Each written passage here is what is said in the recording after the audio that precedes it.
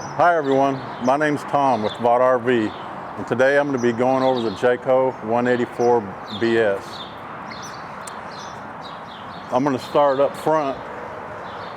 Right here is your 12-volt battery that comes with your trailer.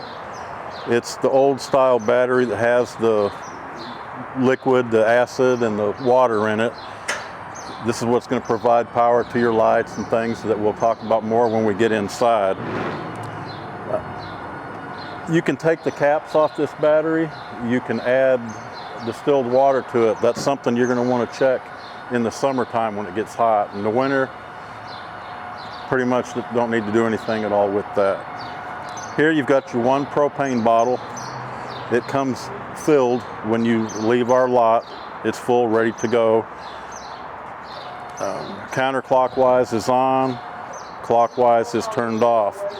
When I get inside, I'm going to go over more what that operates. It's going to operate things like your furnace and your stove.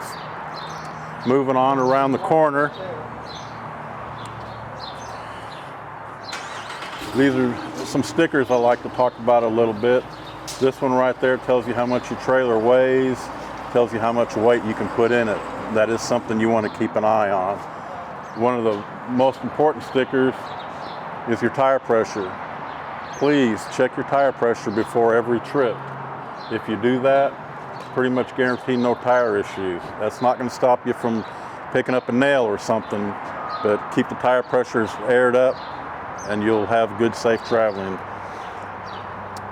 This is your freshwater tank right here. This is where you're going to put your garden hose to fill the fresh tank.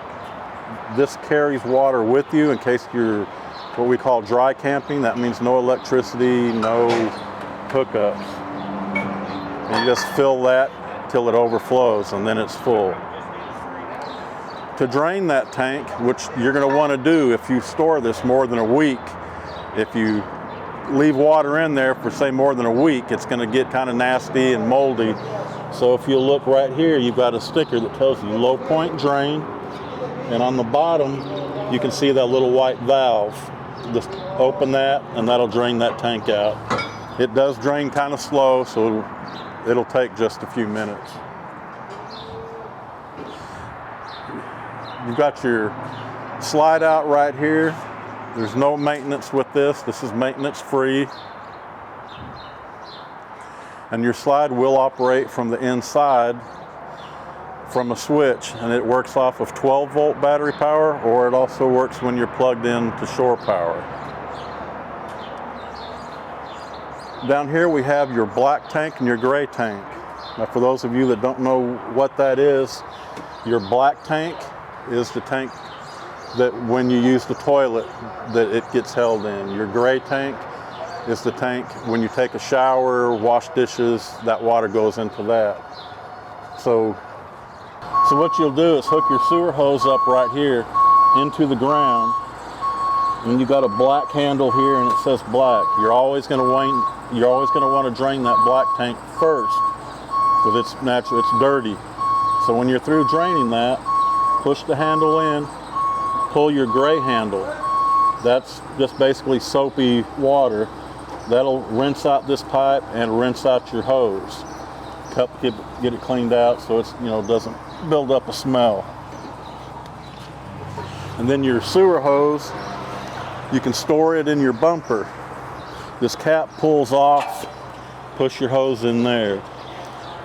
You'll also, on your sewer hose, you're going to have a 45-degree elbow. The elbow will not fit in there. You're going to need to put that elbow in like a Ziploc bag and put it in one of the storage compartments in the side. Right here, this is your water heater. Nothing for you to do here. This works off of electric or it works off of gas. What I want you to check before you turn the water heater on the inside, you're going to want to come out here. This is a pressure relief valve. Pull the handle just a little bit and you can see it's got water in it. So that lets you know it's okay to turn on the element, because if you turn on the element to heat the water without water in it, it's going to damage it. So you can do that. or you can turn the faucet, the left handle on, and that will, if water comes out, that'll let you know it's safe to turn that on. Not sure what part of the country you're in. Here in Texas, we have these bugs called dirt daubers. You can mount a fine screen right there. They sell them at RV supply places. It's a fine screen like a window screen. That'll keep bugs from getting in there. Moving on back to the back, you've got a full-size spare tire. So when you're checking your other tires before you go on your trip, be sure and check this one too. And I recommend a nice round dial gauge, something that's going to give you a good accurate reading. Over here you have what they call a low point drain valve. That drains the water out of your water lines. So I showed you the one on the other side on how to drain your tank. That one drains the lines. Same thing. You're going to store this for over a week. You want to drain that as well. This is the back of your furnace. This is where the exhaust comes out. This runs off of propane, and this will get very hot. It'll burn you if you touch it. Over here you've got a 110 outlet. So if you have your awning out, you're camping out here, bring a TV out here, you can plug in right there for your electricity. These two covers are the back of your refrigerator. Absolutely nothing for you to do here. That's just in case something's wrong with the refrigerator, you bring it in, we can access the back of the refrigerator from right there. Also the bug screens, they make those for under here too to keep those dirt daubers out.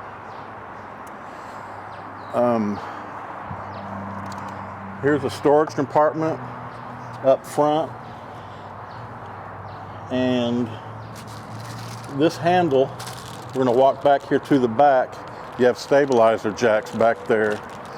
Again, those are stabilizer jacks. You cannot level your trailer with that. They're not designed for that, and it will bend them. So you're going to put this tool on here and crank this thing down like that. And when the foot hits the ground, give it about another turn and a half, and that'll plant that foot on the ground firmly, and that'll keep the trailer from wiggling around side to side when you're in there walking.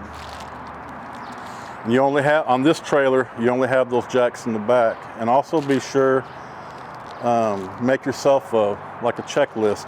When you leave your campground, be sure that's on your checklist to pull those up. So those are things that people forget to do, and it'll rip them right off the trailer, and that's gonna ruin your day. Okay, and just real quick, this is a vent. This is over your stove. You wanna open this little flap up right there. You can see it's open. Open that thing up, and then you got an exhaust fan. It'll blow any smoke that comes from the stove. And then remember to snap that thing closed when you're done. On your steps, just reach down, fold up the bottom one, and then take a couple of hands and just kind of lift up and push back. And they ride in there nice and tight, they won't fall out. And pulling them out, same way. Now let's go on the inside, show you what we got going on in there.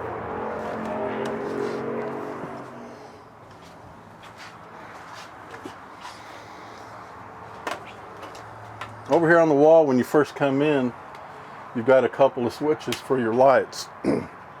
So you can flip that, turn it on. This one is a LED light outside underneath your awning. I'll show you that in a few minutes. This is your awning, how you get it out. Right here is your slide. I talked about that on the outside, that it works off of 12 volt or electricity. So if you want to bring it in, just hit the inside, and you can see the slide start coming in.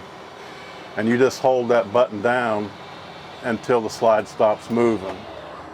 And then the same way when you're going out. You do want to make sure you either have it all the way out or all the way in. If it's in between, the seal's not going to seal, and water or critters like that, bugs will come inside. Over here on the wall, I want to talk about, this is your monitor. This monitors battery and all your fluids. When you're plugged into shore power, it's charging your battery. So I want to see if my charger on this trailer is working. So what I'm going to do is press the battery button, and if the battery charger is working, all 4 of these lights are going to light up. So let's push it, see what happens. All 4 are on, so that tells me it's being charged. If you want to check it to see how far along it is, you would unplug it from electricity, come out here and hit the button, and then it's going to light up. You know, it's a third full, 2/3, or full. Down here in the middle, you want to check your fresh tank. I showed you that on the outside. I want to know how full it is. So I'm going to hit fresh. It's full. Black, that's your toilet water. How much we have in there? Push it, it's empty. And gray, that's your dirty sink and shower water. It's a third full. Right below it, you have a water pump button. Turn it on. That water pump is getting water from that fresh tank that I showed you outside. And that's something you're going to use pretty much only when you are dry camping. That means no electricity, no water hookups. If you're hooked up to city water, you don't need that. You can leave that off, and the city water pressure will push everything, is enough to push it through all the plumbing. Your water heater, I showed you outside to pull that valve or turn this left faucet on to see if you have water. So down here is how you operate that. So if you're plugged into electricity, you want to use the electric because it's cheaper than the LP gas. If you're boondocking, you don't have electricity, you can use the LP gas. If for some reason that heater does not light, you'll have a fault light up there that will come on. So you'll want to check, is the bottle turned on? Do I have any propane? And also your battery needs to be in good shape to help ignite the propane that's at your water heater. So light, just check those things, turn it on, and you're good to go. You can leave that on. It only comes on, you know, as it's needed to keep it hot. If you choose to put a TV in here, it's going to go right here in this area. You got a little button right here. It's hard to see. I'm going to push the button. The light's off. Push it on. You have an antenna up there that gets boosted with power from the electricity. So when you're watching TV, you hook your coax up here and to your TV button on, you're going to get a great picture. If you hook up to cable or satellite, you want to turn that button off, and that way that'll let the signal for your cable and satellite to come in. Up here, you have a microwave. Simple to operate, just like the one at your house. Operates off of electricity only. Your hood over your stove, you've got a light, and then you have your exhaust fan right there. To light this, you will need to bring a ladder, a barbecue style type lighter. Turn this to light it, and then you can adjust your flame right there. This is the back of your furnace, and I'm going to show you where you control that from here in just a minute. But this is where your heat's going to come out right there, and that works off of propane only. No electricity, just propane. Go ahead and pause it for a sec. Okay, here's what I'm looking for.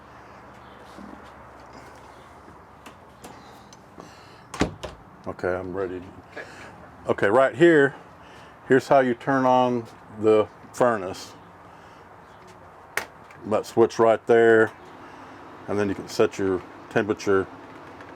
It's got your temperature there, and you adjust the temperature right there, those lines. The higher the lines, the hotter it is. Small lines, cooler, and then off all the way to the left. Down here on the bottom, this is your fuse box. You've got your 110 breaker switches here, and your 12 volt fuses over there. So if you say have a light or something that doesn't operate, check your 12-volt fuses. If you have something that operates off the 110, like your air conditioner, you want to check those breakers too. I would stop by the auto parts store and pick up some of those 12-volt fuses. You don't have any extras with you here in the trailer. Your refrigerator down here, this works off of electricity or propane. So you've got an on-off switch right there. That turns everything off. Push the button again, it's on. You see the auto light is lit up. In that position, it'll work off either propane or electricity all by itself. Electricity being the stronger signal, that's what it's going to go to if it has it. Electricity gets cut off, it's automatically going to switch to propane. You don't have to do anything. You do want to make sure your propane is turned on and your battery is good, so it'll help ignite the flame to the circuit board to make this thing work. If for some reason you want it on gas, push that button and it's going to run only on gas. If it does not light, the check light will come on and let you know, hey, check the propane. Is it turned on? Is your battery good? Things like that. A lot of people ask the question, can I travel down the road with the refrigerator running on propane? We don't recommend that because you're traveling down the road with a flame going, propane on. I've heard bad stories about it. So if you'll plug this thing in the day before you go on your trip, whether it's at your house or your storage building, it takes about 8 hours for that thing to get good and cold. When it gets cold, put all your food in it, unplug it in the morning before you go on your trip, and that thing's going to stay cold 6 to 8 hours. As long as you're not in there opening the refrigerator all the time. It's going to act like a big ice chest is what it's going to do. You can also pack some of those gel packs in there that you freeze. They kind of look like a slushy type thing. Those help keep things nice and cold as well. Your air conditioner is up here. It's controlled by these two handles right here. If you turn this knob on the blue side, it's going to get cold, and that's how you turn your fan speed on, low and high. This side adjusts the temperature, fan and temperature. So black button in the wide area, that's coldest. Thin area, not so cold. You have a lever right here. You can shut this vent off. So if you got people sleeping in the bunk and in the bed, you can open these vents and blows directly at them. Pop this cover off right here. You've got a small thin foam filter in there. You can wash in the sink with soap and water and just air dry it and put it back in. Up here on the roof, you've got your smoke detector. It's got a 9-volt battery in it. You want to keep an eye on that every 6 months. Check it, make sure it's good. You have a propane leak detector right down here. So if you have a propane leak, this is going to go off. Also, if your battery is low, that thing will go off. That thing is directly wired to your battery. So even when this thing's in storage and everything's turned off, that's going to draw power from your battery. Propane, smoke detector, speakers inside. And you also have speakers in your awning outside, which I'm going to run that out for you in a minute. So in here you have a AM/FM stereo. There's also a remote for it in your packet with your owner's manuals in it. You have zone 1 are the speakers in the trailer. Zone 2 are outside. So if you're in here jamming out, doors closed, be sure zone 2 is turned off, where everybody outside is going to hear what you're listening to in there, maybe even disturbing. Bathroom, not a whole lot going on in here. I do want to show you that